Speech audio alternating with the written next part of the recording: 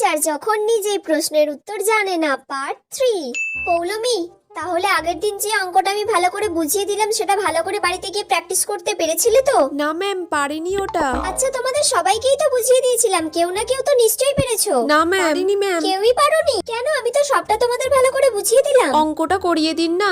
আমি তো নিজেই অঙ্কটা পারতাম না, সেই জন্য অন্য বই থেকে দেখে এসেছিলাম। না না, আমি কেন করাবো তোমাদের অঙ্কটা? আমি কাল অত ভালো করে তোমাদের বুঝিয়ে দিয়েছিলাম, তোমাদের তো অঙ্কটা মাথায় ঢুকে যাওয়ার কথা। তোমরা কেন বুঝতে পারোনি? এইখানের মধ্যে এতজন স্টুডেন্ট আছো, কালকে বুঝতে পারলে না, অথচ কেউ একবার আমাকে জিজ্ঞাসা অবধি করলে না অঙ্কটা। তাহলে ম্যাম একবার বুঝিয়ে অন্তত দিন। আরে বাবা, আমি বোঝাবোটাই বা কি করে? কাল দেখে এসেছিলাম, আজ তো সব ভুলে গেছি। তোমাদের আমি আর বলবোও না আর বোঝাবোও না। কাল যখন আমি 10 বার ধরে জিজ্ঞাসা করলাম কে কে বুঝতে পারোনি বলো, তখন কেউ বলতে পারোনি? তোমরা কাল সবাই আবার করে এনে অঙ্কটা আমাকে দেখাবে। কোথা থেকে করবে, কিভাবে করবে সেসব আমার কোনো জানার দরকার নেই, কিন্তু কাল আমার এই অঙ্কটা সবার থেকে চাই।